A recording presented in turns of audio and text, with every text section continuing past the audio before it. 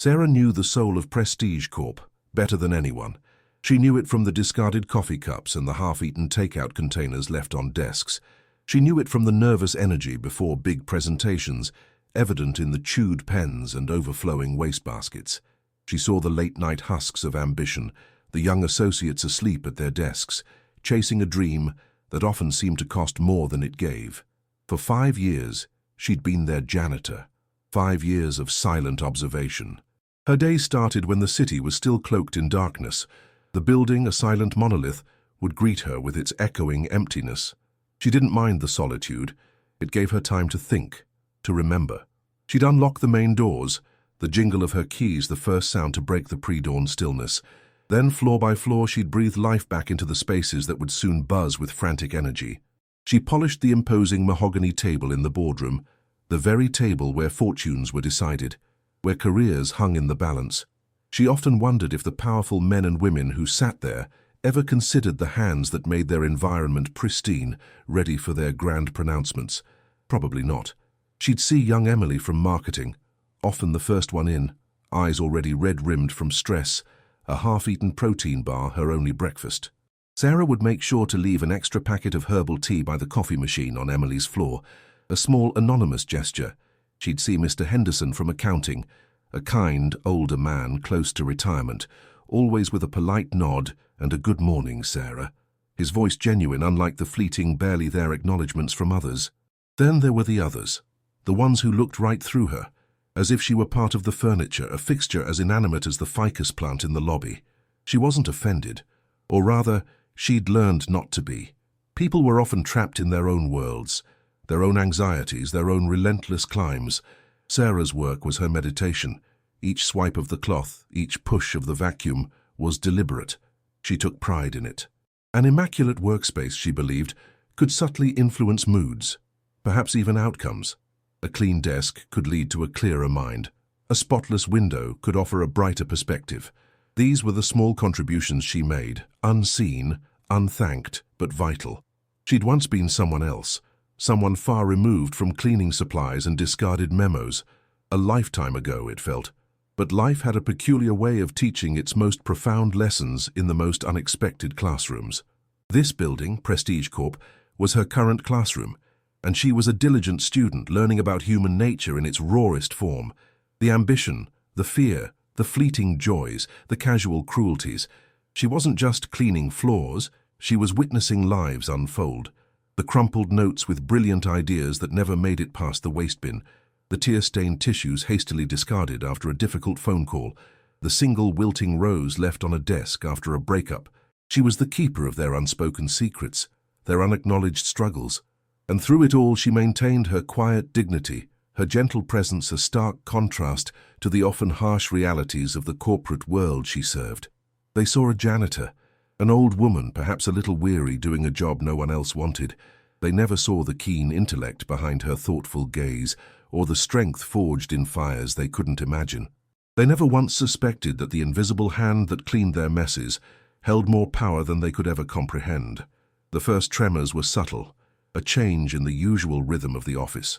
More closed-door meetings, fewer smiles in the hallways. Sarah, with her ear always unintentionally to the ground, began to catch fragments of conversations, like scattered pieces of a disturbing puzzle. Words like restructuring, downsizing, and efficiency targets drifted from half-open office doors and lingered in the stale air of the break rooms. She saw the worry etched on Emily's young face, the way Mr. Henderson started looking at retirement brochures with a new intensity. The invisible currents of fear were palpable, and Sarah, ever the observer, felt a familiar ache of concern, not for herself, but for those around her who were vulnerable. Then came Mr. Alastair Harrison.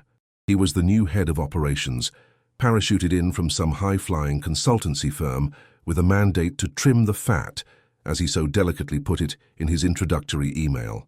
Harrison was a man sculpted from a glossy business magazine cover, sharp suit, sharper haircut, and a smile that never quite reached his eyes. He moved through the office with an air of predatory efficiency, his gaze sweeping over everything and everyone, calculating, assessing, judging. From his first day, Sarah noticed his dismissive glance in her direction. It wasn't just the usual invisible janitor treatment. It was a more pointed disdain, as if her very presence was an anachronism he was eager to correct. Small incidents began to pile up.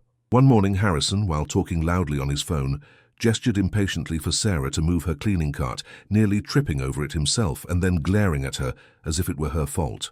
Another time, she found her small, meticulously organized supply closet in complete disarray, items tossed aside, a note scribbled on a discarded cleaning schedule. Consolidate these supplies. Obvious redundancy. It was Harrison's handwriting. He was making his presence felt, and his methods were cold, impersonal. He started implementing new, arbitrary rules. Coffee breaks were timed. Interdepartmental chit-chat was frowned upon. The atmosphere, once merely stressed, now crackled with a nervous, suppressed resentment. Sarah saw him berate a young intern, Mark, for a minor printing error, his voice dripping with sarcasm, loud enough for the entire floor to hear. Mark, barely out of college, flushed crimson, stammering an apology. Sarah, emptying a bin nearby, met Mark's humiliated gaze for a fleeting second, offering a silent look of understanding. Harrison seemed to thrive on this kind of power display. He was the wolf sent to cull the flock, and he clearly relished the fear he inspired. He'd often walk the floors, not engaging, just observing with a critical eye, his tablet in hand, making notes. Employees would visibly tense, conversations would cease, and keyboards would clatter with renewed, almost panicked fervor whenever he passed by. Sarah knew this type of man. She'd encountered them before, in that other life. Men who confused authority with aggression, efficiency with ruthlessness.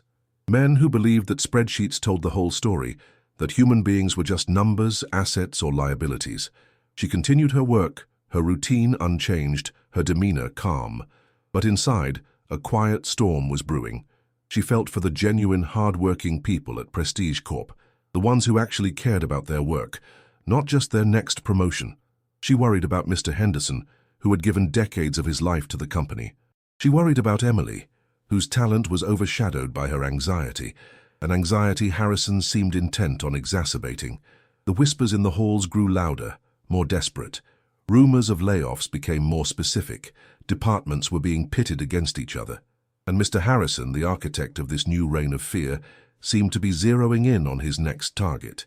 The air in Prestige Corp grew thick with unspoken anxieties as Mr. Harrison's shadow loomed larger. He was a man on a mission, and it seemed no one was safe from his cold calculations. But how far would he go to prove his worth, and who would be the first to fall? Then the memo arrived. It landed in every employee's inbox with a sterile digital thud. The subject line itself was a masterpiece of corporate jargon, strategic realignment for enhanced operational efficiency. The body of the email, penned by Mr. Harrison and approved by a distant, faceless executive committee, spoke of streamlining processes, optimizing resources, and making difficult but necessary decisions to ensure the long-term viability of Prestige Corp. It was cold, clinical, and utterly devoid of any human warmth. It was a declaration of intent, and everyone knew what it really meant. Heads were going to roll. Mr. Harrison, emboldened by this official sanction, escalated his scrutiny. He was a whirlwind of clipboards and critical questions. He'd interrogate department heads about staffing levels, about budget allocations, about minute operational details that seemed designed to trip them up, to find fault. He set up efficiency review meetings that felt more like inquisitions. The cross-departmental collaboration that had once, however imperfectly, existed, fractured under the strain. Now it was every department for itself, every individual looking over their shoulder. The camaraderie, fragile as it might have been, evaporated, replaced by suspicion and a grim sense of self-preservation. Sarah's small domain, the janitorial services, did not escape his eagle eye. She'd see him watching her from the end of a corridor, his expression unreadable but undoubtedly critical. He requested detailed inventories of cleaning supplies, questioning the frequency of certain tasks. "Is daily polishing of the boardroom table strictly necessary?" he'd asked her direct supervisor, a timid man named George, who managed outsourced services and rarely visited the site. "Couldn't we reduce the frequency of restroom cleaning to twice daily in lower traffic areas?" George, intimidated and eager to please Harrison, would just nod and promise to look into it. The narrative Harrison was constructing was clear. Janitorial services were a cost center, an overhead, a place where savings could easily be found. He spoke of modernizing the approach, which was corporate speak for bringing in a cheaper, perhaps less thorough outsourced crew. He never spoke to Sarah directly about these things. To him, she was just part of the existing, inefficient system he was determined to dismantle. He saw her mop and bucket, her slightly worn uniform, and saw an easy line item to slash from his budget. He didn't see the years of dedication, the intimate knowledge of the building's needs, the quiet care she took. He didn't see a human being, only a cost. Sarah felt the noose tightening, not with fear for her job. Her concerns lay elsewhere, deeper, but with a growing sense of dismay at the sheer callousness of it all. She saw the waste Harrison ignored, the extravagant client dinners, the unnecessary first-class travel for executives, the expensive, underused software subscriptions, but those were untouchable, part of the image of prestige. It was always the people at the bottom, the ones who did the essential, unglamorous work, who were deemed expendable. She continued her duties with the same quiet diligence, her movements precise, her expression serene.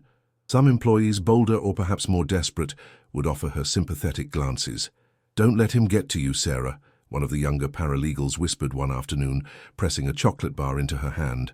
Sarah had simply smiled and thanked her. She knew this game. She knew how it was played. And she knew that Mr. Harrison, in his arrogant quest for efficiency, was overlooking the most crucial element of any successful enterprise: its people. The memo was just the beginning. Mr. Harrison was drawing his battle lines, and the difficult decisions were imminent. With every passing day, the question hung heavier in the air. Who would be deemed surplus to requirements in this new, ruthlessly efficient prestige corp? The day arrived like any other, yet it felt heavier, charged with an unspoken dread. Sarah was on the executive floor, buffing the already gleaming brass nameplate outside Mr. Harrison's office. She had learned that he was particularly fastidious about his own immediate surroundings, a stark contrast to his disregard for the broader impact of his actions. The door creaked open, not with its usual assertive swing, but with a hesitant, almost reluctant movement. It wasn't Harrison. It was Ms. Perkins, his assistant, a woman in her mid-40s with perpetually worried eyes.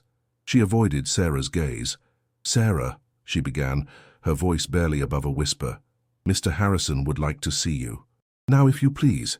Sarah placed her polishing cloth neatly on her cart. She nodded, her expression unreadable. She had been expecting this, not the specifics perhaps, but the eventuality. As she walked into Harrison's spacious office, he was on the phone, his back to her, looking out at the city skyline as if he owned it. He gestured impatiently for her to sit in one of the uncomfortable, stylish chairs opposite his imposing desk, without even turning around. Sarah remained standing. She preferred to. After a few more moments of loud, self-important pronouncements into his phone, he finally hung up and swiveled around, his face a mask of cool indifference. "Ah, Sarah," he said, his tone brisk, as if addressing a minor inconvenience. "Please sit." Again, Sarah remained standing. He frowned slightly but pressed on. "As you know, we're currently undergoing a significant restructuring at Prestige Corp. We're looking to optimize every aspect of our operations." He paused, shuffled some papers on his desk that he didn't actually look at. "And in this process, we've had to make some tough decisions regarding personnel." He finally looked at her, a fleeting, impersonal glance. "Effective immediately. Your services as a janitor will no longer be required." He said it so simply, so devoid of emotion, as if he were merely discontinuing a magazine subscription. "We've decided to contract with a larger, more comprehensive facilities management company," he continued, reciting what was clearly a rehearsed speech. "It's a matter of efficiency and cost-effectiveness, you understand. Nothing personal. Nothing personal. The classic corporate platitude, designed to absolve the speaker of any responsibility for the human impact of their decisions." Sarah listened, her hands clasped loosely in front of her. She didn't argue. She didn't plead. She simply held his gaze. "You'll receive 2 weeks' severance as per standard policy," Harrison added, already reaching for a pre-prepared envelope on his desk. "Ms. Perkins will handle the paperwork. You can collect your personal belongings and vacate the premises by the end of the day." He pushed the envelope across the desk. The gesture was dismissive, final. Sarah looked at the envelope, then back at Harrison. A flicker of something unidentifiable crossed her face. Not anger, not sadness, perhaps a profound disappointment.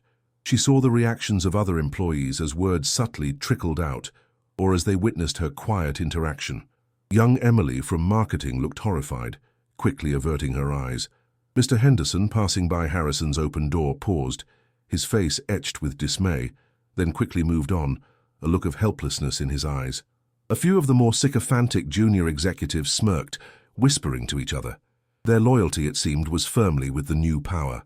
Sarah finally spoke, her voice soft, yet carrying an unexpected weight. "I understand," she said. Just 2 words. She didn't reach for the envelope. She turned, took a small worn box from her cleaning cart.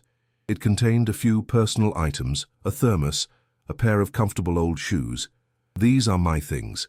She looked around the opulent office one last time, then back at Mr. Harrison, who was already looking at his computer screen, eager to move on to his next efficiency. And just like that, after 5 years of dedicated service, Sarah was dismissed. To Mr. Harrison, she was a problem solved, a cost cut. He had no idea of the storm he had just unleashed, or the true identity of the woman he had so casually discarded. The building itself seemed to hold its breath. Her small box of belongings felt feather-light in her hands.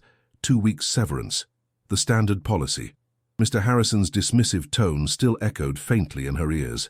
Sarah reached the ground floor, the grand lobby now bustling with the lunchtime rush. Employees hurried past, some casting curious glances, others studiously avoiding her gaze. For a moment, she stood near the towering ficus plant she had so often watered, a silent observer as always. She could have walked straight out those glass doors and never looked back. No one would have blamed her. But something held her. This building, it wasn't just a place of employment, it was more than that. She began to walk, not towards the exit, but deeper into the building's less glamorous arteries. The service corridors she knew so well, the quiet hum of the massive HVAC systems in the basement, the loading docks where deliveries arrived before dawn. This was the building's engine room, unseen by the executives on the upper floors, but essential to its very existence. And as she walked, memories surfaced, unbidden. Not just of her 5 years as a janitor, but older memories, much older. Flashback, a younger Sarah in a sharp business suit looking at blueprints with an architect. They are standing on a construction site, the very site where Prestige Corp now stands. She's pointing at something on the plans, decisive, visionary. The raw scent of cement and fresh paint, the excitement of creation. She remembered standing on this very spot years ago, when it was nothing but dirt and dreams. Her late husband, David, his eyes bright with ambition and a touch of nervousness, had poured everything they had into this project. His vision, their shared vision, Prestige Tower. It was meant to be a testament to ethical business, a place where innovation and integrity could coexist. He'd designed it himself, every line, every angle, infused with his belief in quality and endurance. Flashback, Sarah and David, laughing, hard hats on, watching the first steel girders go up. He'd named it Prestige, not out of arrogance, but as an aspiration, a place that would earn its prestige through honorable conduct. How far it had strayed. After David's sudden passing 10 years ago, Sarah had been adrift. The grief was a suffocating fog. The corporate sharks had circled, sensing weakness, opportunity. She'd fought them off fiercely, protecting David's legacy as best she could, but the battles had exhausted her. Eventually, to ensure the building's financial stability and to fund other ventures closer to her heart, quiet, philanthropic endeavors David would have approved of, she had converted their ownership into a majority stake in a larger, more anonymous holding company. She had stepped back from the day-to-day, needing time to heal to find herself again. The company that leased the building and bore its name, Prestige Corp, became just one of many tenants, albeit the largest. Her decision to return as a janitor, under an assumed name, hadn't been born of necessity. It had been a calling, a need to reconnect with her husband's dream, to see if any of its original spirit remained, to observe, unvarnish, the reality of the world he'd wanted to shape. What she had found was a veneer of success, barely concealing a growing hollowness. She saw the inefficiencies Harrison missed, the bloated expense accounts, the redundant managerial layers, the fear that stifled innovation. She saw the good people, like Mr. Henderson and Emily, being overlooked or squeezed out, while the sycophants and the ruthless climbers were rewarded. Her dismissal wasn't an insult to Sarah the janitor. It was an affront to everything Sarah and David had believed in. It was a symptom of a disease, and Mr. Harrison was merely its most visible agent. Her last walk was not one of defeat. It was one of reconnaissance, one of renewed purpose. As she passed the humming server rooms, the dusty archives, the quiet corners of the building only she ever visited, a cold, clear resolve settled over her. She wasn't just David's widow, or Sarah the janitor. She was Sarah Miller, the woman who still held the unseen reins, the woman who had helped lay the very foundations of this building, and she would not let it be desecrated by arrogance and apathy. Harrison believed he had erased a minor problem. He had no idea he had just awakened a sleeping giant. Sarah stepped out into the indifferent city, but she wasn't disappearing. She was merely regrouping. The real storm was about to break over Prestige Corp. 3 days passed. 3 days in which Mr. Alastair Harrison preened. He'd presented his Q3 efficiency gains to his immediate superiors via video conference, highlighting the personnel optimizations, which included, of course, the termination of the janitorial contract and its replacement with a supposedly cheaper, albeit less proven, service.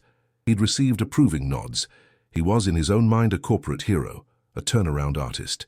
He envisioned his next promotion, a bigger office, an even larger bonus. The dismissal of a lowly janitor was already a forgotten footnote, a necessary casualty in his triumphant march up the corporate ladder. He was lounging in his office, admiring the skyline he felt he now metaphorically commanded, when his private line buzzed. A number he didn't recognize.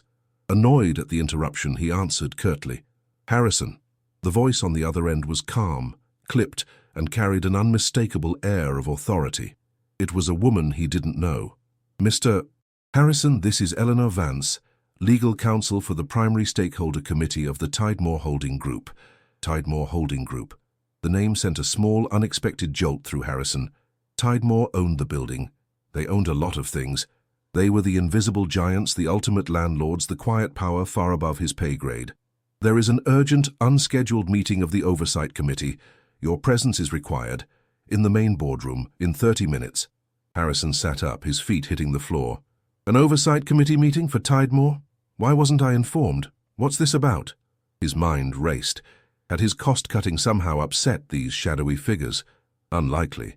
They'd surely appreciate his aggressive approach to profitability. "All pertinent details will be discussed at the meeting, Mr. Harrison," Ms. Vance replied, her voice leaving no room for argument. 30 minutes. The line went dead. Harrison felt a prickle of unease. This was highly irregular. Oversight committees from Tidemore didn't just summon mid-level operational VPs like him. They dealt with CEOs, with chairmen. He quickly straightened his tie, smoothed his hair. Perhaps it was a commendation, a recognition of his bold moves. Yes, that had to be it. He'd dress the part, project confidence. He arrived at the main boardroom, the one Sarah had so meticulously polished, 10 minutes early. The room was already occupied, not by his usual colleagues, but by stern-faced individuals he recognized from glossy annual reports and industry publications. There was Mr. Abernathy, the CFO of Tidemore, Ms. Chen, head of their real estate division, and a few other senior figures whose names alone commanded respect and instilled a measure of fear. They were not smiling. They were engaged in hushed, serious conversation, which ceased the moment he entered. The atmosphere was frigid. Eleanor Vance, a sharp woman with intelligent eyes, gestured for him to take a seat at the far end of the table, not at the head, not even near the center. It was a subtle but clear signal. This wasn't going to be a celebration. "Mr. Harrison," Mr. Abernathy began, his voice gravelly, his gaze piercing. "Thank you for joining us on such short notice. We've been reviewing recent operational changes within Prestige Corp, specifically those initiated under your direction." Harrison managed a confident smile, though a knot was tightening in his stomach. "Of course, Mr. Abernathy. I believe the Q3 efficiency reports speak for themselves. Significant cost reductions, streamlining of personnel, enhanced profitability projections." Abernathy raised a hand, cutting him off. "Indeed, Mr. Harrison, we've reviewed your reports. We've also been made aware of certain personnel decisions, specifically the termination of long-standing service contracts." including the janitorial staff. Harrison blinked. The janitors? Why on earth would these titans of industry care about the janitors? Yes, he said, trying to sound decisive. A necessary move. The previous arrangement was outdated, inefficient. We've secured a new vendor at a considerably lower cost. Ms. Chen leaned forward. And were you aware, Mr. Harrison, of the identity of one of the individuals whose service you so efficiently terminated? The air in the boardroom was thick with unspoken tension. Harrison, once so confident, now felt a growing sense of dread. He had a sickening feeling that his efficient decision was about to unravel in a way he could never have predicted. Who was this janitor they were so concerned about? The grand oak door, the one Sarah had polished countless times, swung open. And into the stunned silence of the boardroom walked Sarah. But this was not Sarah the janitor. This was Sarah Miller. Her silver hair, usually tied back neatly under a functional headscarf, was impeccably styled. She wore a tailored charcoal suit that spoke of quiet authority, not subservience. Her eyes, those same observant, kind eyes, now held a steely resolve. She moved with a grace and confidence that Harrison had never imagined, because he'd never truly seen her. He stared, speechless, a wave of cold shock washing over him. His mind struggled to reconcile the image of the woman who emptied his trash cans with the composed, powerful figure now commanding the attention of the entire room. Mr. Abernathy, the stern CFO of Tidemore Holdings, was the first to break the silence, his voice now tinged with a deference Harrison had never heard from him. "Ah, Sarah, thank you for joining us." The other board members, these titans of industry, murmured greetings, some even nodding with a smile. They knew her. Harrison's world tilted on its axis. Ms. Chen turned to him, a small, almost imperceptible smile playing on her lips. "Mr. Harrison," she said, her voice smooth as silk, "allow me to formally introduce you. This is Ms. Sarah Miller." She paused for effect, letting the name hang in the air. Ms. Miller is the principal architect of the original Prestige Tower development, the widow of its founder, David Miller. And, more pertinently to our current discussion, she is the majority shareholder of the Tidemore Holding Group. The words hit Harrison like a physical blow. Majority, shareholder, Tidemore, the janitor, his janitor, owned everything, the building, the company that leased it, his company, his job, his meticulously crafted career narrative, his arrogant pronouncements, his dismissive wave of her hand.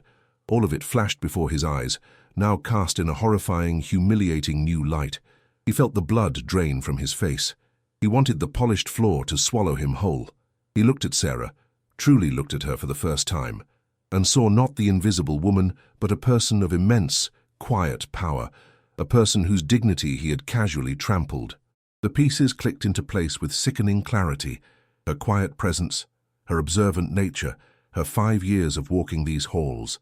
She hadn't been just cleaning, she'd been watching, assessing. Sarah Miller walked calmly to the head of the table, the seat that was rightfully hers, the seat no one else had dared to occupy. She placed a simple leather portfolio in front of her. She didn't look at Harrison immediately. Instead, she addressed the room. "Good morning, everyone. Thank you for assembling so quickly." Her voice was steady, clear, carrying an authority that needed no affectation. It was the voice of someone who was used to being heard, even if she often chose silence. "I apologize for the unconventional nature of my recent employment here at Prestige Corp.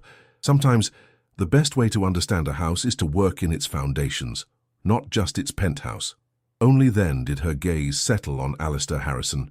It was not a look of triumph, or even anger. It was something far more unsettling, a look of profound disappointment, mixed with a calm, unwavering scrutiny. "Mr. Harrison," she said, her tone even, "we need to discuss your recent efficiencies." Harrison opened his mouth, but no words came out. He was paralyzed, his carefully constructed world crumbling around him. The woman he had fired, the woman he had deemed insignificant, inconsequential, now held his entire professional fate in her hands. The irony was a bitter pill, one he was only just beginning to swallow. The silence in the room was absolute, broken only by the frantic thumping of Harrison's own heart. The boardroom, once Harrison's stage for power plays, now felt like a courtroom, and he was unequivocally in the defendant's dock. Sarah Miller let the silence stretch for a moment longer, allowing the full weight of the revelation to settle. She opened her leather portfolio, but didn't consult any notes. Her observations were etched far deeper than ink on paper. "Mr. Harrison," she began, her voice maintaining its calm, measured tone, which somehow made her words cut even deeper. "For 5 years, I've had a unique vantage point on the workings of Prestige Corp, a perspective from the ground up. I've seen the dedication of employees who arrive early and stay late, not for recognition, but because they believe in their work. I've also seen other things." Her gaze was direct, unwavering, and Harrison found he couldn't meet it for long. He stared at the polished surface of the table, his reflection a pale, distorted mask of his former arrogance. "You were brought in to improve efficiency, Mr. Harrison," Sarah continued. "A commendable goal in principle. True efficiency, however, is not just about cutting costs.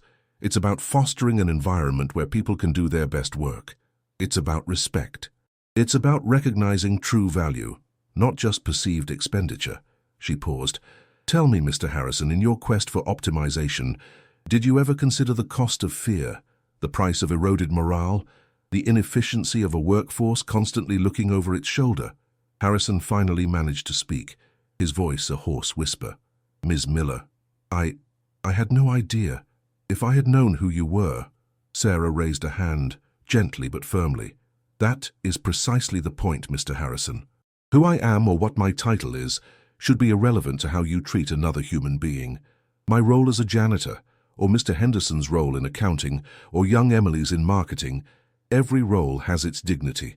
Every person deserves respect. The fact that you treated me with disdain when you believed I was just the janitor speaks volumes about your character, not mine." She leaned forward slightly. "You saw me as a line item, an easy cut. You didn't see the person who knew which floorboards creaked, which AC unit was about to fail, which department was genuinely struggling versus which was merely complaining. Information that might have been valuable, had you ever thought to ask, or even to acknowledge my presence with basic courtesy."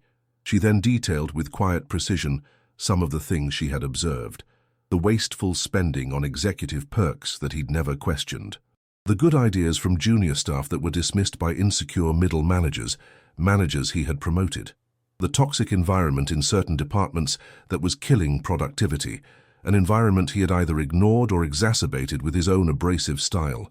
"You cut the cleaning budget," she said, her voice tinged with a hint of irony. "A visible, easy target, but you failed to address the far more corrosive issues festering within these walls. You were so focused on the appearance of efficiency that you missed the substance of it." Mr. Abernathy interjected. "Sarah, we've reviewed the initial reports from your observations. They are illuminating." Ms. Chen nodded in agreement. "Indeed, far more insightful than the PowerPoint presentations we usually receive." Harrison looked from one stern face to another. There was no sympathy, no escape. He had been so sure of his metrics, his spreadsheets, his bottom-line results. He had never factored in the human element, the unquantifiable but essential components of a healthy business. "I was tasked with making tough decisions," he stammered, a desperate attempt at justification. "I was acting on the mandate I was given." "Your mandate was to improve the company, Mr. Harrison," Sarah corrected him calmly, "not to break its spirit. True leadership builds up. It doesn't just tear down. It inspires. It doesn't intimidate." She let her words hang in the air. The reckoning was not loud or aggressive. It was a quiet, methodical dismantling of his entire professional philosophy, delivered by the very person he had considered beneath his notice. The truth, delivered with quiet dignity, was more damning than any outburst could have been. Mr. Harrison, the master of corporate speak and superficial fixes, found himself utterly exposed, his justifications crumbling under the weight of genuine insight. The question now was, what would be the consequences of this profound misjudgment? The atmosphere in the boardroom remained heavy, but a subtle shift had occurred. The initial shock had given way to a grim understanding. Sarah Miller stood, a signal that decisions had been made or were about to be. Mr. Harrison, who had shrunk in his chair, looked up, his face a mask of apprehension. He knew his career at Prestige Corp, the one he had so arrogantly managed, was over. The only question was how it would end. Sarah addressed the Tidemore board members first. "For some time now," she began, her voice resonating with quiet authority, "I've been concerned about the direction of Prestige Corp, the tenant. Not just its financial performance, which has been adequate, but its culture, its soul, if you will. My late husband, David, envisioned this building as a place of integrity and mutual respect. It seems that vision has been obscured. She then turned her attention back to Harrison, her gaze direct but not unkind. "Mr. Harrison," she said, "your approach to management, your philosophy of efficiency at any cost, is fundamentally incompatible with the values we intend to restore here. Therefore, your employment with Prestige Corp is terminated, effective immediately." It was stated as a fact, not a punishment. Harrison nodded slowly, numbly. He had expected it, but the finality of the words still stung. "You will receive your contractual severance," Sarah continued. "No more, no less. We are not in the business of vindictiveness, but of fairness." Ms. Perkins, Harrison's now former assistant, who had been quietly summoned and was standing by the door, stepped forward with an envelope, a bitter echo of his own actions toward Sarah just days before. But Sarah wasn't finished. "The real work begins now," she announced to the board. "We will be initiating a full review of Prestige Corp's operations from top to bottom. But this time the review will be guided by a different set of principles. We will listen to our employees. We will identify and nurture talent, not stifle it. We will reward integrity and collaboration, not just aggressive ambition." She outlined her initial plans: a town hall meeting with all employees, the establishment of an anonymous feedback system, a review of salaries and benefits, starting with the lowest paid workers. "And yes," she added, a faint smile touching her lips, "we will be reinstating a dedicated in-house janitorial team, properly compensated, respected, and valued. Perhaps I'll even oversee their training personally." A ripple of surprise, then approval, went through the board members. Mr. Abernathy even chuckled. "I dare say they'll be the best-trained janitorial team in the city, Sarah." "They'll certainly be the most respected," Sarah replied. She then mentioned specific individuals. "Mr. Henderson in accounting, who you are planning to phase out, Mr. Harrison, will be offered a consultancy role if he wishes, to help us understand the true financial health of this company, not just the numbers you presented. And young Emily in marketing, whose creativity has been stifled by an overly critical environment, will be given new opportunities to shine." The aftermath was not just about tearing down the old. It was about thoughtfully, carefully building something new, something better. It was about restoring a sense of justice, not just for Sarah, but for everyone who had been marginalized or undervalued. The changes would be profound, shaking the very foundations of Prestige Corp's existing culture. The old guard was out. A new era was dawning for Prestige Corp, an era spearheaded by a woman who understood the company from its deepest roots to its highest aspirations. But the biggest changes weren't just in personnel or policy. The biggest change was in the very definition of power and respect within those walls. In the weeks that followed, a quiet revolution took place within the walls of Prestige Corp. The fear that had permeated the hallways began to dissipate, replaced by a tentative, then growing sense of hope. Mr. Harrison was gone, a footnote in the company's history, a cautionary tale whispered among the water coolers. Sarah Miller, true to her word, didn't just issue decrees from on high. She was visible, present, listening. She attended departmental meetings, not as a distant owner, but as an engaged partner. She learned names. She asked questions. She sought out the opinions of those who, like her former self, were often overlooked. The changes weren't just cosmetic. Salaries for the support staff, including the new janitorial team, were increased. Training programs were implemented. An open-door policy was established, not just in name but in practice. Employees who had felt muzzled began to speak up, offering innovative solutions to long-standing problems, solutions that Harrison, in his top-down arrogance, would never have heard. The building itself seemed to breathe easier. There was a new energy, a new collaborative spirit. Productivity, ironically, began to climb, not because of fear, but because of respect and a shared sense of purpose. One afternoon, Sarah found herself back in the janitor's supply room. It was newly painted, brightly lit, the shelves neatly stocked by the new team, a team she had personally interviewed and hired, ensuring they were treated with the dignity every worker deserved. She picked up a familiar polishing cloth, the scent of lemon oil evoking a strange sense of nostalgia. She wasn't just the janitor anymore, not in title, but in her heart she understood the value of that role, the silent service, the unseen contributions.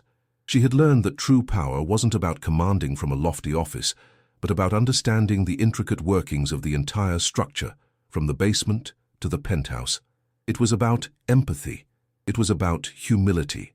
The story of Sarah Miller, the janitor who owned the building, became a legend within Prestige Corp and eventually beyond. It served as a powerful, living lesson, a lesson that appearances are often deceiving and that true worth is not dictated by a job title or the clothes you wear. It's a lesson about the quiet strength found in humility and the profound impact one person can have when they stay true to their values, even in the face of arrogance and injustice. It teaches us that everyone we meet, no matter their station in life, is fighting a battle we may know nothing about and deserves to be treated with respect and kindness, for it is often those who seem the most invisible who see the most clearly. And true leadership, Sarah demonstrated, is not about asserting dominance but about empowering others, about recognizing the inherent dignity in every individual and understanding that a company, like a building, is only as strong as its foundation. And the foundation of any worthy endeavor is always its people. They fired the janitor, but she taught them the true meaning of value, respect, and what it really means to own something. She didn't just own the building, she reclaimed its soul. If this story touched you, don't forget to like, comment your thoughts, and subscribe for more powerful life lessons every week.